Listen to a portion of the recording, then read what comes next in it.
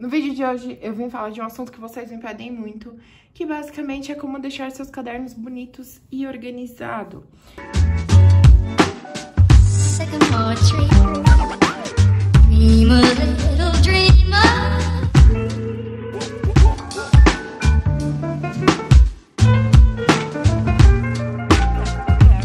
Oi gente, tudo bom? Aqui é a Natália Prada, eu tenho 21 anos e sou estudante de enfermagem de 4º ano e me formo ano que vem. No vídeo de hoje eu vim falar de um assunto que vocês me pedem muito, que basicamente é como deixar seus cadernos bonitos e organizados. E, bom, os dois cadernos que eu tenho aqui são cadernos de discos, mas esse aqui, dessa capa lindíssima, maravilhosa, holográfica, que dependendo por onde você olha, fica de uma cor, é da Note Me, é a capa sereia azul deles. Esse elástico trançado é da minha coleção com a Note Me, que infelizmente não tem mais pra venda, mas foi um sucesso, talvez a gente volte a vendê-los. Enquanto esse caderno aqui de disco, ele é do caderno inteligente, com exceção do elástico e do discos, que também é da minha coleção. Eu vou mostrar um pouquinho do meu caderno pra vocês entenderem o que é deixar um caderno bonito e organizado, mas lembrando que as dicas que eu vou dar aqui não é pra fazer um caderno exatamente igual a esse. As dicas que eu vou dar aqui é pra você conseguir organizar o seu caderno e deixar ele bonito do seu jeito. Às vezes o meu caderno não é bonito pra você, às vezes o meu caderno é um exagero e às vezes o que é bonito pra você não é bonito pra mim. Então, eu vou te dar dicas gerais e aí você adapta isso de acordo com a tua vida, com a tua rotina. Esse caderno aqui, ele é de ginecologia e obstetrícia. E mais de obstetrícia, porque obstetrícia tem muito mais conteúdo. Obstetrícia é relacionado à gestação, parto, essas coisas, tá, gente? Pra quem não sabe. E, bom, esse é o meu tipo de resumo. Eu sou uma pessoa que eu gosto muito de desenhar. E antes que as pessoas falam que os meus resumos são uma perda de tempo, que eu passo mais tempo desenhando do que eu aprendo, eu queria deixar um recadinho de que as pessoas aprendem de maneiras diferentes. O desenho, ele me ajuda a assimilar melhor a matéria, então eu gosto de desenhar porque isso me ajuda a entender o conteúdo. Como, por exemplo, se eu fizesse um resumo de posição fetal só escrevendo, eu não ia entender qual era a posição, porque você lê occipito direito anterior. O que é occipito direito anterior? Por isso que eu prefiro desenhar, porque eu entendo a posição da criança.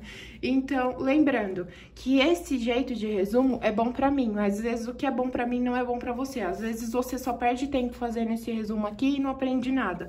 Às vezes resumos assim, ó, mais básicos, são o que te fazem aprender.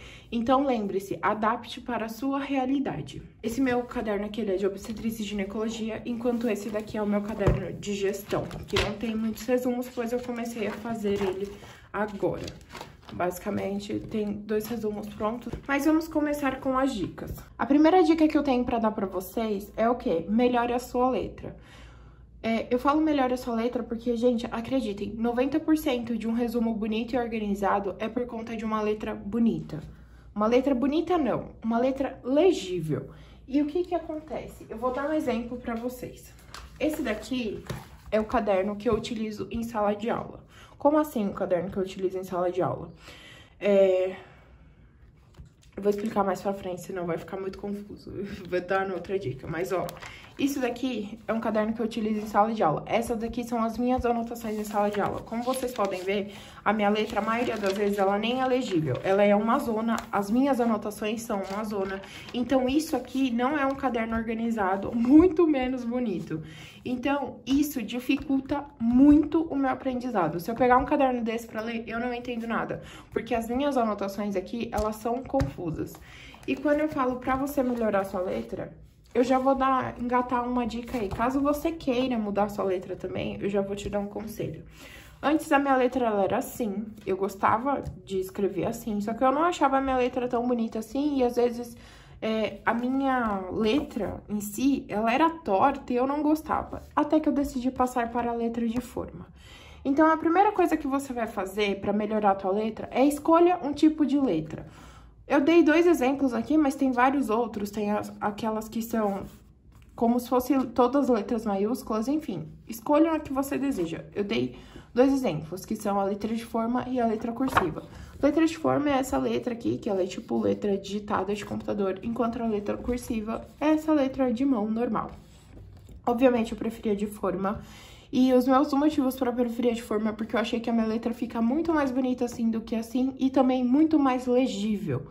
Então, obviamente, eu preferia de forma. Segunda dica para melhorar sua letra: caligrafia. Crie um alfabeto com o tipo de letra que você vai escrever. Faça um alfabeto maiúsculo e um alfabeto minúsculo. Decida quais são os tipos das letras que você vai fazer. Então, por exemplo, às vezes o seu F pode ter várias variações, tipo, treine vários tipos de F, treine vários tipos de B para ver qual que é o melhor para você. E a terceira dica que eu tenho para dar é o treino. Como assim o treino? Com base nesse alfabeto que você mesmo criou, você vai começar a escrever palavras. E é literalmente uma caligrafia, você vai fazer, tipo, caderno, Natália, até você se sentir confortável com aquela letra.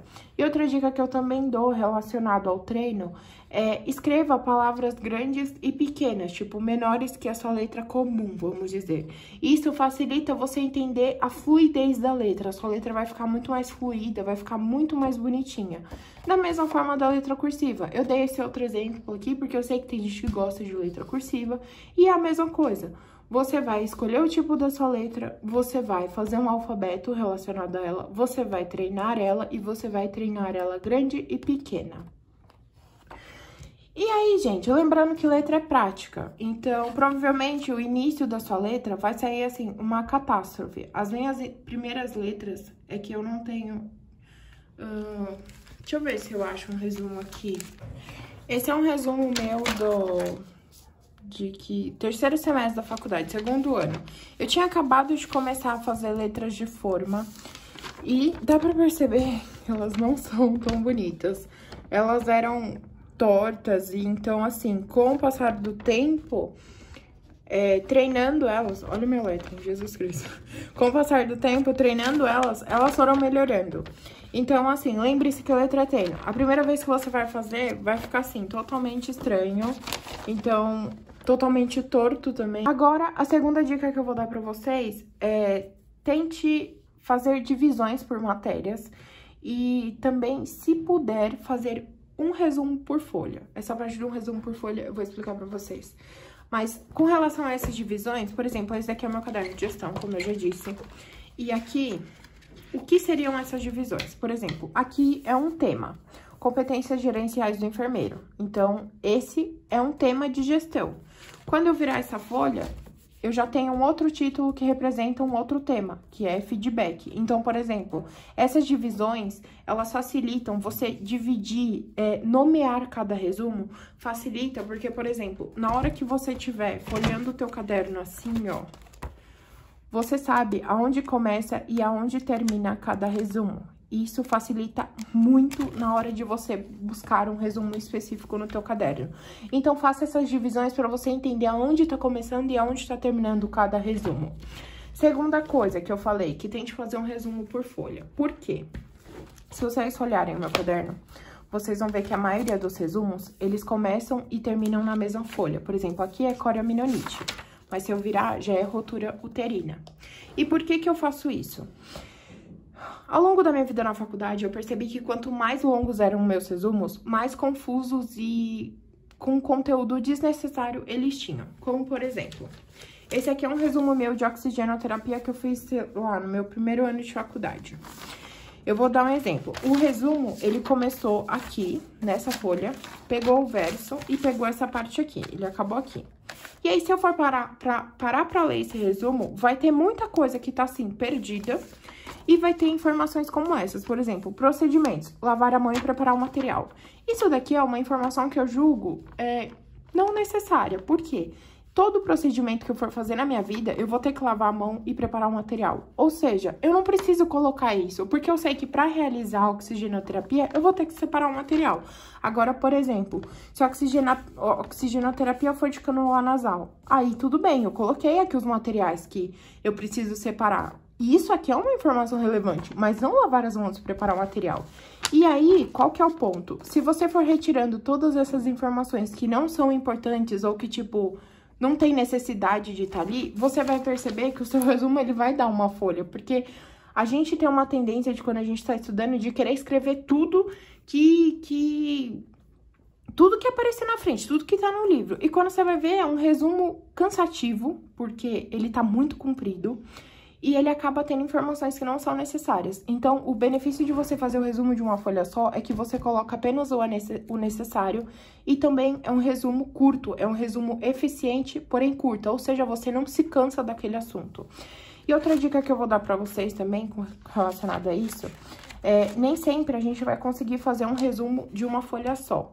Às vezes tem conteúdos que são mais longos e tá tudo bem. Se o conteúdo ele for muito longo, gente, não tem problema nenhum você fazer o resumo em 2 folhas. Por exemplo, alterações puerperais.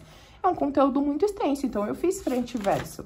Mas é aquele negócio, no máximo 2 folhas, para não ficar cansativo e para você conseguir ser produtivo no seu estudo. E caso não seja o caso de fazer frente e verso, um conselho que eu dou é coloque post-its e termine de escrever o que tá faltando. Terceira dica: monte o seu caderno em casa. Como assim? Todos esses resumos que vocês veem aqui, eu faço literalmente todos em casa. Por quê? Se eu for parar para fazer um resumo desse em aula, eu não vou prestar atenção, eu não vou aprender, quem dirá terminar esse resumo. Então, o meu conselho é o quê?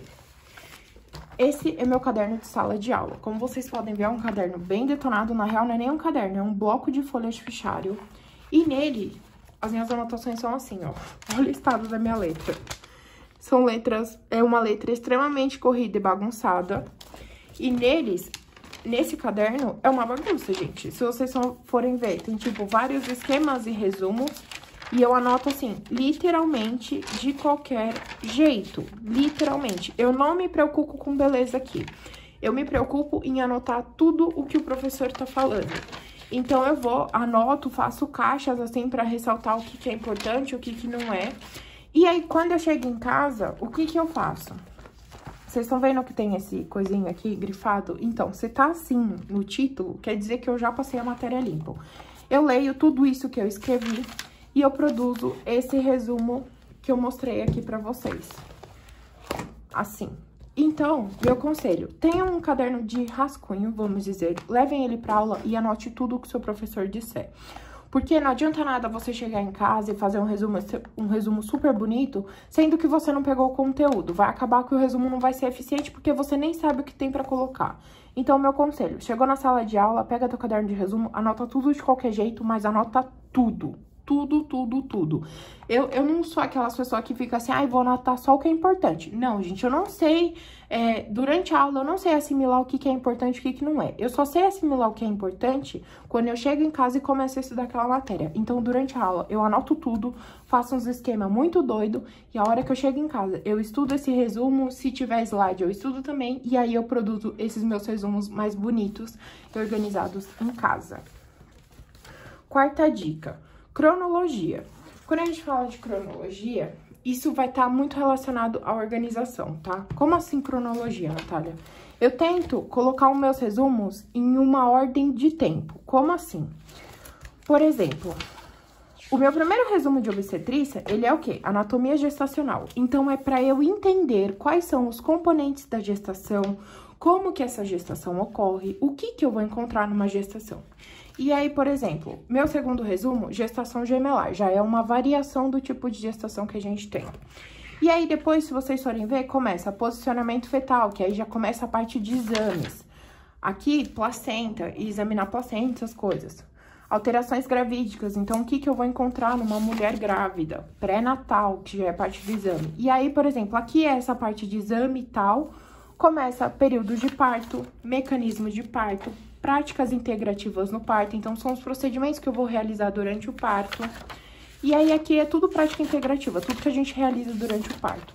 E aí aqui eu já começo com o quê? Patologias gestacionais, que é algo incomum, mas que pode acontecer. Ou seja, se vocês forem perceber, eu comecei explicando como é que funcionava uma gestação, depois eu passei para como é que examinava uma pessoa grávida, uma mulher grávida, como é que examinava um feto, como é que examinava esse bebê para ver se ele estava bem de saúde. Depois, eu fui para parto, ou seja, eu descrevi como é que acontece o parto, descrevi os procedimentos que a gente realiza no parto. E, por último, eu coloquei o quê? doenças que a gente pode ter. E se vocês forem ver, também tem uma cronologia nessas doenças. Por exemplo, placenta prévia é uma doença que ocorre durante a gestação. Mas aí depois, aqui já tem hemorragia pós-parto, ou seja, é depois da gestação. E todas essas hemorragias pós-parto que tem aqui, é depois da gestação. E aí, no final aqui de obstetrícia, aqui ainda é doenças relacionadas ao parto. Aqui, alterações puerperais, ou seja, a mãe já teve aquele filho, logo vai começar a acontecer alterações para o corpo dela voltar ao normal, vamos dizer. Depois disso, eu coloquei a condição aqui do aborto, que é uma condição que está muito relacionada ao pós-parto, né? Porque você aborta uma criança. E aí, depois de tudo isso, eu coloco amamentação, problemas na amamentação e o planejamento familiar. E por que que eu faço essa cronologia nos meus resumos? Porque eu sei que se eu quiser sei lá, tá procurando um resumo de descolamento placentário. Eu sei que ele não vai estar no final do meu caderno, porque eu sei que o final do meu caderno, ele tá relacionado a pós-parto, ou seja, puerpério. Logo, se é uma doença que acontece durante a gestação, provavelmente ele vai estar aqui no meio. Então, é muito mais fácil de eu achar o resumo também. Vamos para a nossa quinta dica. A quinta dica que eu tenho para dar para vocês é seja objetivo no seu resumo. E ela tá muito relacionada com a segunda dica, aquela de conseguir fazer o resumo em uma folha só. Por quê? Vou pegar aqui um exemplo. Esse é um resumo de placenta prévia e se vocês forem ler meus resumos, vocês veem que eu não encho linguiça nenhuma. Por exemplo, parte de sintomas. Pode ou não apresentar nenhum sintoma, o que é o mais comum. Porém, pode causar cólica, sangramentos recorrentes, sangramento após relações sexuais e por aí vai. Então, vocês podem ver que eu não encho linguiça nenhuma. É direto e reto, gente, para não ficar enrolando muito, pro resumo não ficar cansativo. E automaticamente, se você é objetivo no seu resumo, você consegue fazer ele em uma folha só. Então, seja objetivo, porque quando você for estudar esse resumo, se ele for um resumo longo, você vai se cansar muito rápido. E agora, vou dar uma dica bônus para vocês, que é o quê? Enfeite o seu caderno. A parte do enfeite seu caderno, ela é mais para aquelas pessoas, assim, que se sentem mais motivadas quando vem um caderno bonito. Então, por exemplo, gente, juro pra vocês, eu não tinha motivação nenhuma quando eu ia estudar um resumo assim. Quando eu comecei a fazer resumos assim, desta forma, eu comecei a ter muito mais incentivo para estudar. Então, a parte do enfeite, ela pode ser fazer um lettering comum, ela pode ser fazer um desenho. No caso, os meus desenhos, eles não são para enfeitar, são muito para, tipo, me ajudar a entender. Porque, por exemplo, aqui, ó, esse desenho é de oligodrâmino, quando tem pouco líquido amniótico durante o processo gestacional. Basicamente, eu descrevi aqui o que estava no desenho. Então, aqui é a bolsa amniótica, compressão do cordão umbilical, que é um negócio que acontece, pouco líquido amniótico e bebê a vácuo. Então, como vocês podem ver, o desenho, embora ele enfeite, ele ajuda eu a entender o assunto que eu tô falando aqui. E aí, tá bom, Natália, eu quero enfeitar meu caderno, mas eu não sei fazer esses lettering aí que você faz. O que que eu posso fazer? Elaborei esta fichinha para que vocês possam ver alguns exemplos. Gente, exemplo básico aqui, ó, que é o que eu faço no meu caderno de gestão. Eu escrevo o nome do assunto e passo 2 linhas aqui de marca-texto, que são esses resumos aqui que vocês veem no meu caderno de gestão. Ó, e vocês podem ver que meu caderno de gestão, ele não tem desenho nenhum. Então, por exemplo, escrevi o título, 2 traços do lado, comecei um tópico novo, passo o marca-texto em cima desse tópico e assim sucessivamente. Não precisa fazer muito frufru, não. Eu já acho um resumo, assim, muito bonito. Então, pra quem aí não tem essas habilidades de desenho e tal, gente, fazer um resumo aqui, assim, ó, já é bonito, organizado e eficiente. Mas, caso você não queira fazer lettering, você pode fazer só escrevendo, assim, com a canetinha normal. Ou então, você pode fazer do jeito que eu falei, escreve com a letra normal, passa o marca-texto. Isso daqui eu fiz com marca-texto, que eu peguei o marca-texto assim, ó. Com a pontinha assim, você vai lá e escreve assim, ó. Plá. E por aí vai. Outra dica que eu tenho pra dar pra vocês são os letterings, que é o que eu faço. Inclusive, se vocês quiserem vídeo ensinando a fazer lettering, deixa nos comentários que eu ensino. E aí, pra quem ainda assim não quer fazer, não quer perder muito tempo, outra dica que eu dou pra vocês é usar washi tapes. Washi tapes são aqueles durex que são totalmente enfeitados. Eu recebi esse kitzinho de washi tape lindo aqui da Moli. E eu utilizei esse aqui, ó, que é tipo um mármore. E basicamente eu fui lá, escrevi a palavra feto e coloquei 2 tracinhos de washi tape e ficou super bonitinho. Então, gente, tem várias possibilidades aí pra vocês conseguirem enfeitar o seu caderno e deixar ele mais organizado e bonito. Então, é esse o vídeo. Eu espero muito que vocês tenham gostado. Caso tenha ficado alguma dúvida, deixem nos comentários. Por gentileza, vocês se inscrevam no canal, curtam, compartilhem esse vídeo com aquele seu colega que tá com uma dificuldade de se organizar nessa quarentena. E também eu vou pedir pra vocês me seguirem lá nas minhas redes sociais, tanto no Instagram de estudos como no Instagram pessoal. E é isso, gente. Tchau! 1 mile in fog patches and showers early Friday, but improving to greater than 6 miles on Friday morning. Stars shining bright.